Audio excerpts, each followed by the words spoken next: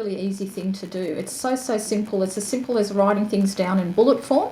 But today, to actually share the process on how I actually do it, I had a really weird dream, and it was so weird that I wrote it down. So I've got it on my notes, and I'm going to show you just how easy it is to create a spread. So this particular dream had quite a few elements to it, and I will be using the Light Seas Tarot for this particular exercise.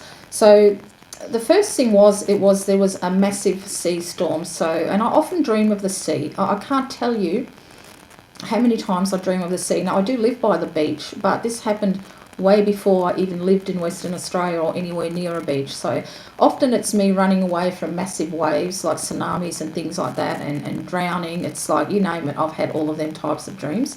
So I'm going to create a spread on to better understand this dream. So the first thing I'm going to do, because I like to break it up into bullet forms. Now I've got the whole dream written down, but I'm going to actually just pull a card just to represent the sea. So the massive sea, because that's what I've written, massive sea storm. So pull a card. There we go. One's popped up straight away.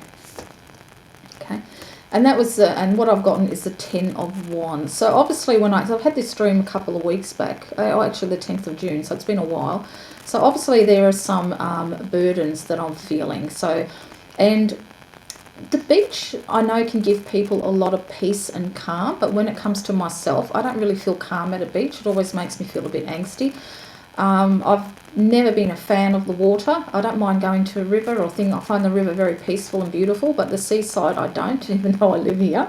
But I mean, it's beautiful, but it's just something that I don't like it. So to have the 10 of Wands makes sense to me, because I'm actually, it's something that weighs heavily. So obviously when I had this dream, I had some sort of things that are weighing heavily on me. Now after this massive storm was over, I pulled 3 beautiful crystals out of the sand. Okay, so I'm going to pull a card for each crystal. So one crystal was really clear and it had a blue spiral in it. Okay, so, and that's got the 8 of Wands for that particular crystal, the 8 of Wands. So that's kind of interesting, because all of these crystals were actually like wands, and I pulled 3 of them out. Okay, so I'm going to put that one back. The other other crystal had a dark piece in it. So I'll let one come up, and that is the Page of Pentacles for the dark piece. I will interpret them. I also gave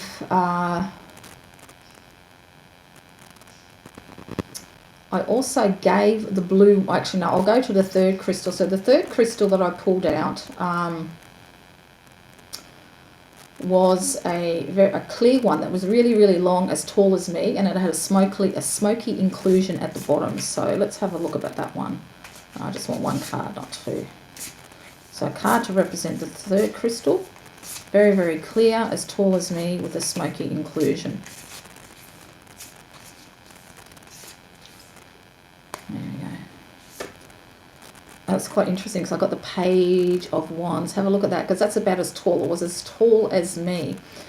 Now, after the with the actual blue particular crystal, after the storm was, because while this storm was actually going, I was actually yelling to the goddess to save me while the storm was going around, because the water looked like a huge spiral whirlpool that flew up into sky. Then it turned into a cyclone before going out, and that's when I actually noticed the crystals. So I was actually screaming at the goddess to protect me. And I remember after it was over, and I was next to somebody, and I said, "Oh, gee, she goes, yeah, I heard you yelling." So what I did is I actually gave back the crystal, the blue one, back to the sea, and thanks for protecting me. So because the 8 of Wands actually represents distance and news from distance and things like that, of that sort of, of that nature, but it can also represent the wide open spaces. So for me to throw something back into the water, and being blue, it looks like that there is a piece of me that's not speaking out about something, because it had the blue spiral in it, and I threw it back into the sea. So I've thrown it back into my emotions, and it's floated down to the bottom, I presumably, if it's been a crystal. So that's telling me that I'm not speaking out about something. And don't forget, the actual storm itself represented the Ten of Wands. So, you know, some type of burden that I'm not talking about. Okay, I've decided to not speak it out. I've actually literally thrown it away back into the collective unconsciousness, if you want, because it's the sea. The sea represents emotions. So that's what I did. So then the second crystal was, let me just read it again. Okay, so the other piece had a dark piece in it, and this is the Page of Pentacles. So this one had a dark piece in it. So what attracts me most is that the hood. The hood is definitely, it looks like she's wearing a hood, so it looks like a little hoodie of some type. And so that's covering the head, isn't it? So there's something that I'm not letting out, that I'm hiding underneath. So the darkness of and I have to admit, I have been struggling with my depression for a while as well, and I've kind of not really feel like doing anything, like going out for a walk. Like I usually go for a walk every day, and it's not every day anymore. It's probably lucky I'll go out once a week. I mean, sometimes it's just the weather, because the weather is shocking. But so I have been very still within myself, and I have been suffering a little bit of depression. Now, don't remember that this actual dream I had on the 10th of June. All right, we're now in July, so it's a month later, but it's still actually affecting me now a month later. Okay, so it's interesting that the darkness come up over the head, because that's what I've been feeling a little bit, a little bit down. So that's interesting. And then the third one was the really clear crystal that had a smoky inclusion. It was as tall as me. And when I was pulling it out the sand, it was like, when I pulled it out, it was only about this much sticking out of the sand when I pulled it out. And it was a beautiful clear quartz. Now this is the Page of Wands. And it's interesting that she's, in this image, she's thrown it up in the air. So because the smoky inclusion was right at the bottom, it feels like that there is still something that I'm not acknowledging. There's some type of a darkness very, very deep down inside of me. And it's often the way with depression, even though I don't often feel depressed. I have been lately. And because it's not often that I feel like that, that's why I feel that dark little smoky inclusion is way, way at the bottom, because it's not something that rises up to the top a lot. So that's what those three cards tell me about each crystal and the storm. And I was originally, I was in some sort of a coastal town, and I was visiting an old friend who I used to be friends with in South Australia. And we were having a really, really good time, and there was lots of stalls. First of all, I'm going to pull a card for a coastal town, because I didn't recognise this coastal town at all. So let's see what the coastal town tells me about. So what can you tell me about the coastal town in my dreams? And that one's come up right away. And this is the Seven of Wands. It's quite interesting, isn't it? It looks like that she's actually floating within a crystal, the Seven of Wands. So it looks like I'm on the defense about something, and why it come up in a town is kind of weird. But because I was seeing an old friend when I used to live in South Australia, it must be something about that, South Australia itself. I'm not really sure, so I'm going to put that one to the side. And also there was lots of stalls everywhere, but they look like people's lounge rooms. So what can you tell me about the stalls in my dreams? Oops. I'm just going to shuffle that again, because that just fell out. So what can you tell me about the stalls in my dreams that look like people's lounge rooms? And there's the Ten of Pentacles. So because the Ten of Pentacles is about family, isn't it? So I could be missing my family. I have got family. I've got my parents in South Australia, and I've also got 2 stepchildren in South Australia as well. And we always have a really, really good time when we get together. So, this could be it. So the coastal town, and I understand what this means now, the Seven of Wands, because we would like to live back in South Australia, but it's just not financially feasible. But Seven of Wands always means don't give up. So one day, I don't know, maybe when we retire, we might move back there. Who knows? But that's kind of interesting that that's come out. And there are beautiful beaches too in South Australia. It's a bit different here. It's very wild and woolly over here, but it's like glass over there, the sea. It's amazing. Okay. And then this is very interesting. When I looked and actually I'm going to actually pull one why I was with my friend, actually, because I haven't heard from her in years. So why was I with my old friend?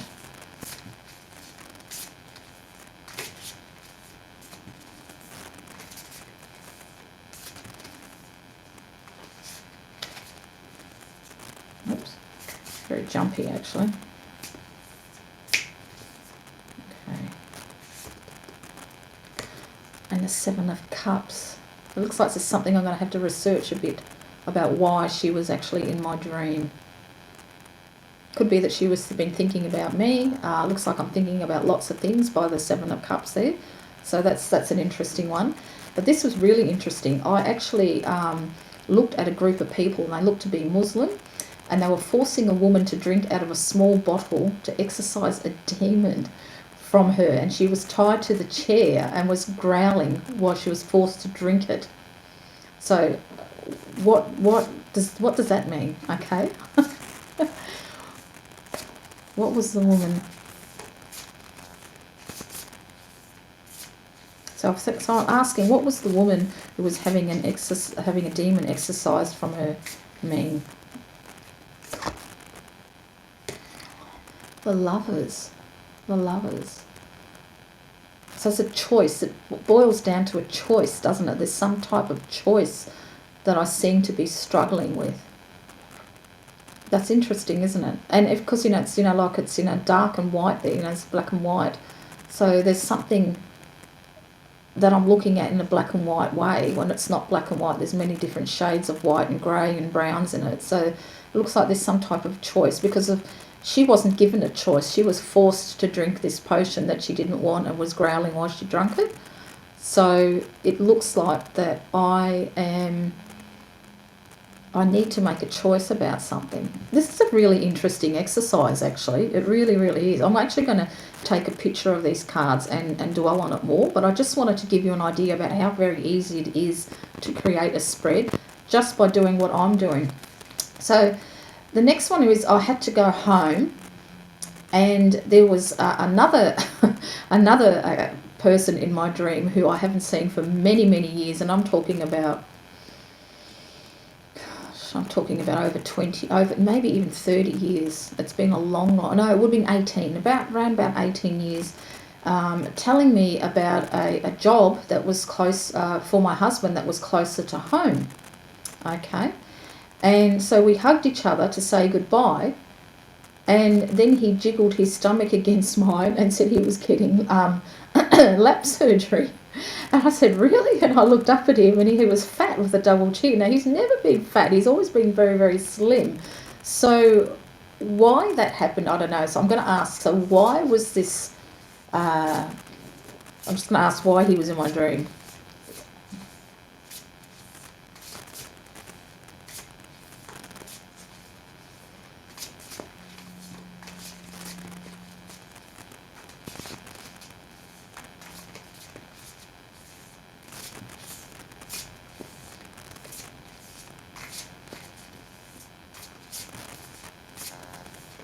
Okay. And the Queen of Swords. The Queen of Swords. Why was he in my dream? So it looks like I need to clarify my thoughts. It looks like I've got a choice. And I need to clarify my thoughts. I need to become clearer in my thoughts. This is interesting. And I'm also going to ask, why was he fat, of all things? Why was he fat?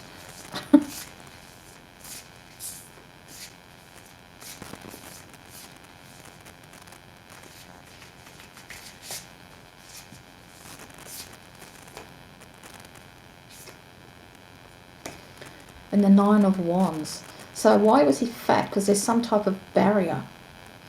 There's some type of barrier.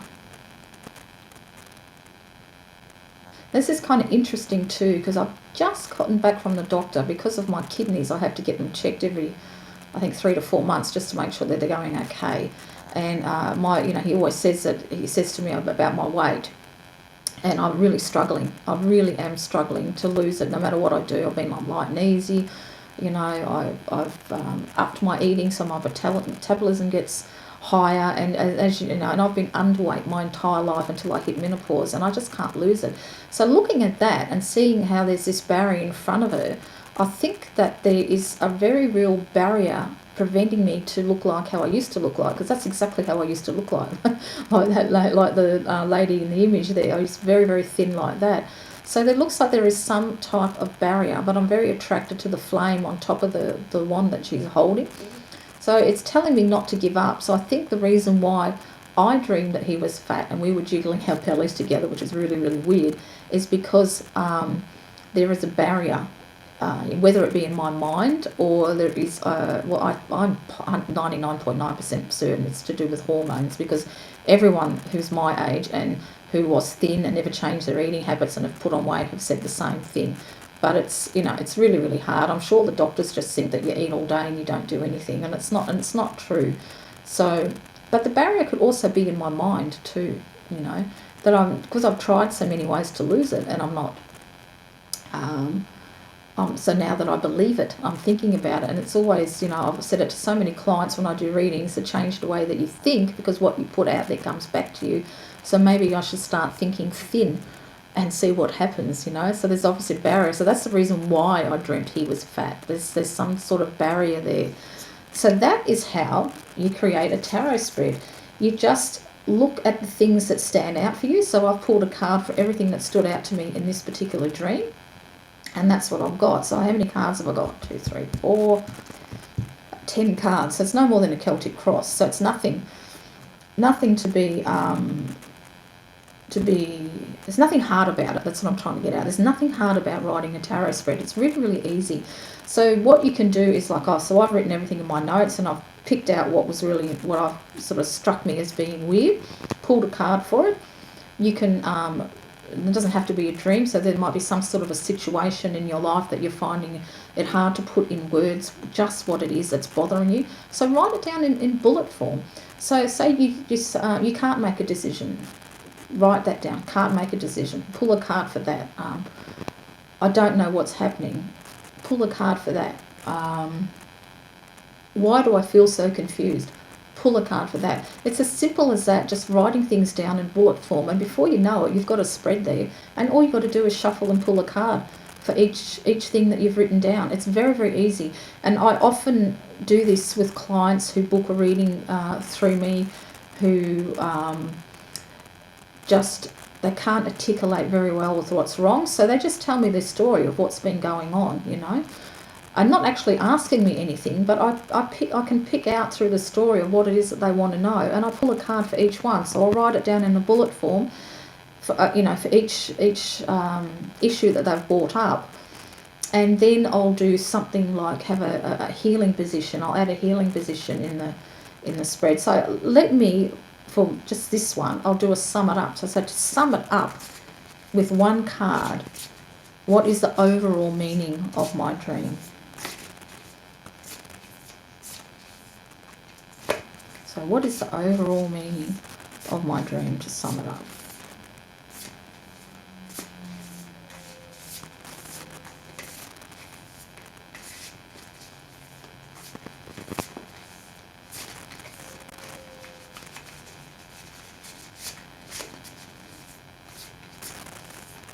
What is the overall meaning of my dream? Okay. The Five of Wands. So the overall meaning is that I've got to sort through some shit. There's some type of internal battle going on. This is what I'm feeling. So, you know, and now sometimes you might not have the luxury, because I only do email readings, I don't do face-to-face. But if you're doing a face-to-face reading and your client hasn't got a question to ask and they're just talking to you, while they're talking to you, shuffle the cards and concentrate on them, and just pull a card randomly to things that they might bring up, to things that they might ask you. Just pull a card, and then once they've finished talking, flip over the cards and see what they say. And once you start talking about the cards to the client, they're going to pipe in and they're going to say, oh yeah, that's true, what do you think? Then they'll start asking you questions, and then you can just keep on going like that. You don't have to, with a tarot reading, always have a spread. It can be something very free flowing, what I've done. But If you haven't got the luxury that I have of just reading online and you're with a client like that, you know, while they're talking, just pull out cards, and then that will lead to more talking, and then you'll be able to pinpoint just what it is that they want to know, because this is part of a thing about being a tarot reader. You are very much like a counsellor, and you have to find the question behind the question. You have to find out what they're really asking, you know, and you can do it. So yeah, so if you are with, you know, if in some situation and then, you know, they're just talking to you, you know, pull a card. Of course, sometimes they just might sit and look at you and not ask anything, and you're the tarot reader, you tell me what I need to know. And if they do say that to you, tell me what I need to know, pull a few cards, flip them out on the table and see what they say. And you know, and then they'll have to say something. It's very rare that they'll keep it up, that quietness about it sort of thing, but very often I get readings like that, no question. They just pick a spread, because I read online for a company as well as having my own website. I read online for Future Me, and sometimes they just put a question mark in it. You know, they've picked out a spread and there's a question mark in it, and so I've got to use my intuition to find out, you know, what it is, just think what it is, what they want to know. And I'm pretty good at it. I can do it. I don't have a problem with that. A lot of people do, but I don't. I seem to connect very easily with people's energy, and I can get a read on them.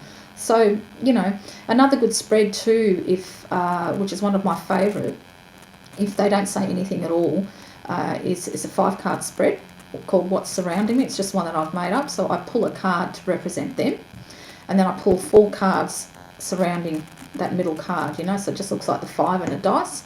And then I read that as the energies that's surrounding them, and that can be really revealing when you find it out of what is actually surrounding them, and that too will lead to further conversation. So give that one a go too. That's a very easy spread to do, and yeah, see how you go. So that's it for this week. I hope you've enjoyed it on ways to create a spread. If you've got any questions, please don't hesitate to ask, and I shall see you all in the next video. Take care.